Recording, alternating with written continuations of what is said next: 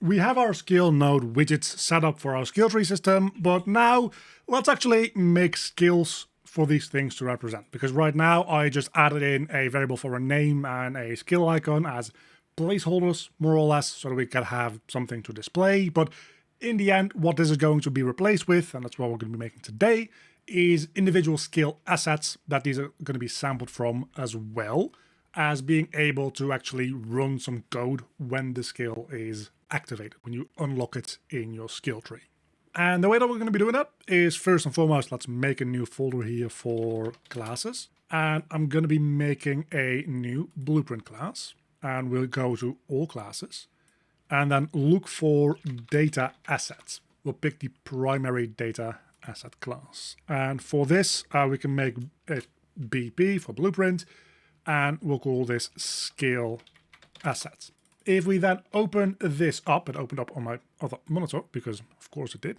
This is a blueprint like any other, but instead of this being a blueprint that we use to put an object into the world, like an actor or even a component, this is going to be a blueprint that we use to make assets with. Any of the variables that we put in here will be able to add it on a asset by asset basis, which means that we should put in our skill name, which we put in last time as a variable on the node itself, and then might as well make that instance editable as well. Same thing as we did here, skill icon as well, and we'll make that a texture 2D. So texture 2D, object reference, and then might as well add in something like a skill description as well, and make that a text, instance editable. And for this one, we can actually come over, as we have it selected, into the variable details advanced, and we can make it multi-line, which just makes it a little easier to write out bigger pieces of text. And then the really cool thing about this is we're going to be making a function. So we can add a function, and this will be unlock skill to player. Now, since this is an asset and it doesn't actually exist within the world, there's no real good way for this asset to get a reference to the player. You can't just get player character from here. So what we do instead is we want to give that in as an input for this function. So the player will be an input. We can just make that of type actor or pawn, most likely, so that other objects, when calling this function, can just give in the player instead. For now, all that I'm going to do here is add a print string. It takes in a world context object. It's not the most relevant thing. And what we're going to be doing is, this is a function that should never actually be called directly. This is only a function that we're setting up so that we can make child blueprints of this that have specific implementations for what it means to unlock this specific skill. So I have in my reference project here, I have written a string that's going to show that to us. What this is going to say is, if we ever run this, we say base class unlocker skill function call unlock skill to player override function in class. And then what we want to do is we want to get the class name or display name. And then we need to give in a class. The easiest way to do that is just to type this, and that gets you a reference to self. And from reference to self, we can just get the class from there. The reason that we do this is just for troubleshooting purposes. If we ever have this print string, which we should never get this print string, to be clear. This is just something to inform us that something is going wrong somewhere. This will also inform us which of our blueprint classes we actually need to look at that is accidentally calling this where it shouldn't. Now, one more thing, because this skill asset itself should never actually be used to make any assets of. This is just the base class that we're going to be making other blueprints of, and those are going to be used to make assets of. If that doesn't fully make sense to you right now, don't worry, we'll actually go through that process in a moment. But essentially, we don't want to be able to make assets of this class itself. So what we do is we come up here into class settings, we go into advanced, and we can say that this is an abstract class. That means that it exists and that our code can use it, but that we can't actually instantiate it in any way. So we can make child blueprints of it, and those child blueprints can be instantiated into actual assets, but this one cannot. And that's the basic setup for the skill asset itself. And just to show you the abstract thing real quick, if we go in here and I'll just make like skill assets, separate folder real quick. If we try to go into miscellaneous here and we make a data asset, try to look up skill, it's not going to be there because it is an abstract class. If I go back in here and I make it a non-abstract class and I try to go into miscellaneous data assets and I look for skill now, you will see that it does show up. But we don't want to be able to do this. So that is why we mark it as being abstract. What we do, however, want to do is we want to go back into our classes and we can just right click on this one and create a child blueprint class, or from this point on, anytime we create a blueprint class, what we can do is we can just look in all classes for skill assets and we can click on that as its parent. It does the exact same thing. So let's say we make a skill asset that increases HP. Now, for that, our character is going to need to have a concept of what HP is. So let's go back into our third-person character blueprint real quick and give it a variable for HP. Give it a variable, just call that HP, and we're going to set that to being a float type, and let's set that to a default of 100. I'm going to add a tick event here, and just to show you this, let's do a text rendering component. Of course, this is not how you would display HP in your game, but I just want to show you this text is going to be displaying the amount of HP that we have. So the way that we do that is just in event tick. I'm just gonna real quick like set text on every frame, and the text that we're going to be setting will be our HP value. You can set up a bunch of stuff here, whether or not it rounds or if it's always signed or not. What we're going to do is we just want no fractional digits or whatever. We just want the HP float itself. And just to show you, in-game, that now always will display 100 above my head. So great, our character now has HP, the most rudimentary HP system that you could possibly have, but that's all that we're going to be needing. Let's go into our BP increase HP. There we already have one function that we can now override, which is unlock skill to player. Now, this is going to by default call the parent version of this function. In this case, we don't want that because the parent version of this function doesn't do anything except print out a warning for us.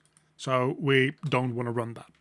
We instead want to implement our own code for what this skill unlock should mean. So what we do is we get our player and we have to cast that to our third person character because we're going to be setting our HP value to our get HP value plus a certain amount. And this is where the thing with the different assets comes in. We get our HP and we add a variable to that. So let's add in promote to variable HP to add.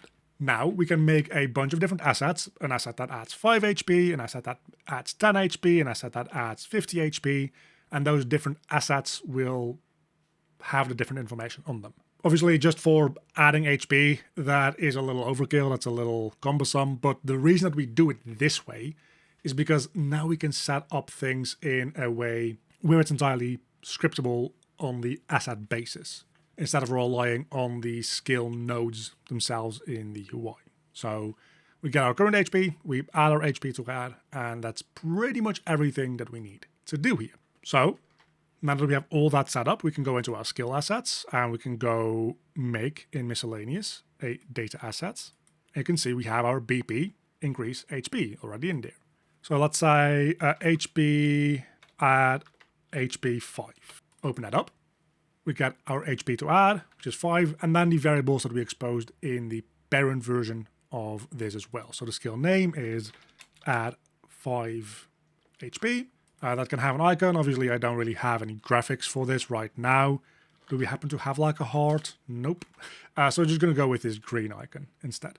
And then we can write a description, which will be add 5 extra HP to your current max HP to become even stronger. Something along those lines. Just a little bit of flavor text. So we now have this asset. We can make a new asset by either just duplicating this asset or going again into miscellaneous, data assets, increase HP. Generally, once I've made one, I just find it easier to just Control D them and just make a new one. And then we can add HP 10. And this one, we just add 10 HP and so on and so forth. Of course, you could write the code for this slightly differently so that you don't have to make an asset for every single permutation of different amounts of HP that you want to take in. You could make a dynamically created data asset and just give in whatever value you want through code into that instead. But for now, I prefer to just stick to actually just making a bunch of different assets. Also keeps things a lot more organized and just generally is probably fine enough. So now back into our skill tree node widget. Instead of having the variables that we had here before, which are the name and the icon, we're going to be removing both of those, and it's going to warn you that those are in use. We're going to be replacing those. And we'll make instead a variable for our skill unlock, or skill to unlock, or whatever you want to call this, skill to unlock. And that's going to be of type skill, BP skill assets object reference. Again, this does need to be exposed. And then we can see, if we pull this in, we can get any of the variables that we made on that skill asset as variables that we can get from this. So we can get the skill icon. That's going to go into our set brush from texture that we already had from the previous video. And we can also get the name, get skill name, and put that in there. And now, if we actually go into our skill tree, which I still have open right here, we can set our skill to unlock to add 5 HP. And you can see immediately it shows you the icon and the text. If I change this to add 10 HP, it properly reflects that immediately as well. Now, the only thing left to do is actually make this thing functional. So what we want to do is in our skill tree itself, for now, is we're going to be putting in on event constructs. I'll just get the player controller, and I will set the input mode to UI only so that the camera doesn't freak out when we move the cursor. And the widget to focus doesn't really matter because we're not going to be working with that at the moment. And then we also, from player controller, want to set show mouse cursor to being true, because otherwise we don't know what we're clicking on.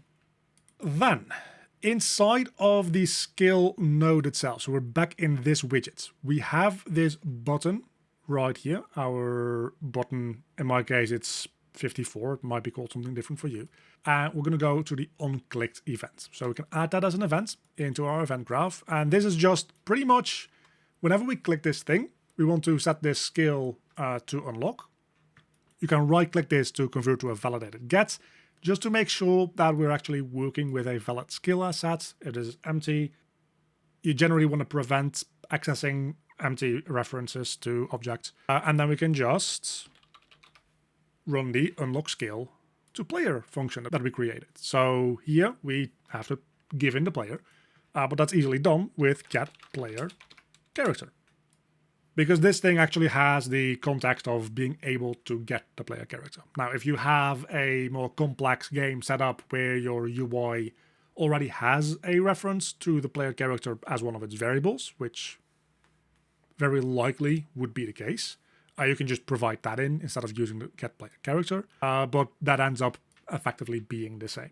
So now, when we click on these buttons, we should start adding HP to our character. So let's do that. Let's make sure that we can see the amount of HP that our character has, nice and easy like this.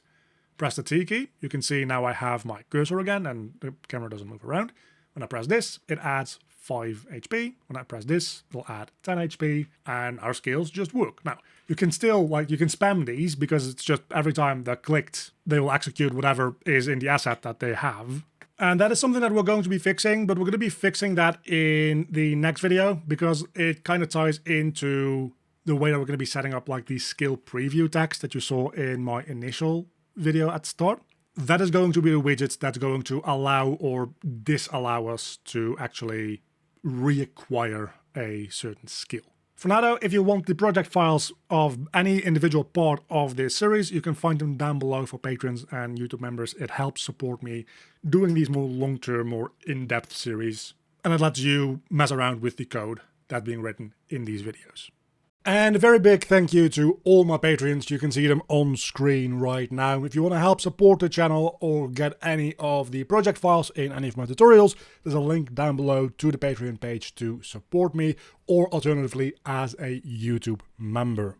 My Cave students, tier supporters, Oiku, Earl, Monserville Erno, and my cave digger tier supporters, Mauricio Farias.